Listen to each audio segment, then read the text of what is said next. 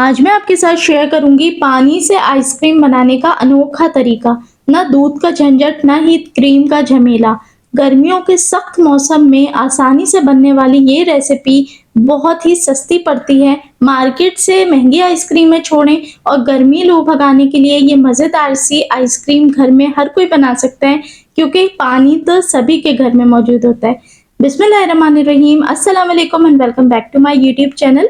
मैं हूं सिद्रा और आज हम बनाएंगे बेहतरीन गर्मियों के लिए आइसक्रीम, जो बनेगी सिर्फ पानी के साथ। चलें रेसिपी शुरू करते हैं। तो इसके लिए सबसे पहले मैंने 2 नींबुओं का रस निकाल लिया है। नींबू का रस निकाल के आपने एक तरफ रख देना है। अब यहाँ पर मैंने 1.5 गिलास पानी को ऐड कर दिया है सॉस पैन के अंदर और इसको नीम गर्म होने देंगे। जैसे ही इसमें उबाल आना शुरू हो तो इसके अंदर शामिल कर दें चीनी। चीनी मैंने इसके अंदर ऐड करी है 1/4 कप। आपने भी इसके अंदर इतनी ही चीनी ऐड करके इसको मिक्स करना है जब तक कि चीनी अच्छे से हल ना हो जाए। गर्मियों के मौसम में ऐसी हल्की फुल्की आइसक्रीम जो अंदर तक ठंडक कर दे और लू गर्मी को दूर भगाए बड़ी पसंद आती हैं। आप भी इस रेसिपी को बनाएं और घर में बच्चों को ये रेसिपी बना के ज़रूर ट्राई कराएं।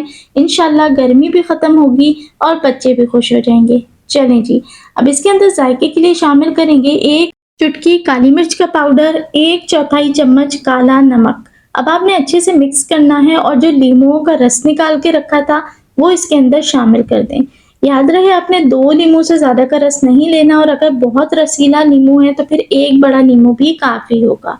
अच्छे से मिक्स कर लें जनाब। अगर वीडियो देखते देखते यहाँ तक आ गए और रेसिपी थोड़ी सी भी अच्छी लग रही है तो जल्दी से दबा दें लाइक का बटन और अपने दोस्तों के साथ इस रेसिपी को लाजमी शेयर करें। अब इसके अंदर शामिल कर देंगे 2 से 3 पुदीने के पत्ते और इससे ज़्यादा आपने इसके अंदर शामिल नहीं करना। अब एक सीक्रेट इंग्रेडिएंट जो इसके अंदर आपने ऐड करना है वो है 1 चम्मच मैदा। मैदा ऐड करके आपने अच्छे से मिक्स करना है। अब मैदा इसके अंदर हमने क्यों शामिल किया है? मैदा शामिल करने की सबसे इम्पॉर्टेंट वजह ये होती है कि जब हम कोई भी बर्फ़ की आइसक्रीम खाते हैं तो ये मैदा उसको सॉफ्ट बना देता है। यानी जिस तरीके से हम ऑरेंज कलर की बचपन से आइसक्रीम खाते आ रहे हैं बर्फ़ वाली, वो कितनी सॉफ्ट और मज़ेदार होती है जो मुंह में जाते ही घुल जाती है। तो ये मैदा इसके अंदर यही काम करेगा कि बर्फ़ को पत्थर की तरह सख्त नहीं करेगा, बल्कि बहुत ही सॉफ्ट सी आइस में कन्वर्ट कर देगा। चलिए जी, इसको छोड़ देते हैं, 1 से 1.5 मिनट उबाल आने दें और फिर आँच को बिल्कुल स्लो कर दें। तो यहाँ देखिए मैदा बहुत ही तरीके से मिक्स हो चुका है। बस जैसे ही हो जाए तो आपने चूल्हा बंद कर लेना है और कंसिस्टेंसी आप देख लें कुछ इस किस्म की होनी चाहिए। अब आपने इसको छान लेना है। मैदे की अगर गुठलियाँ बनती हैं तो उसकी आपने परवाह नहीं करनी और मैदे को पानी में घोल के शामिल नहीं करना। जैसे दिखाया गया है आपने एज इट इज़ रेसिपी को फॉलो करना है। अब आपने एक छन्नी की मदद से छान लेना है और छन्नी के ऊपर जो इसका गूदा मौजूद है उसको भी आपने चम्मच की मदद से अच्छे से हिला लेना है।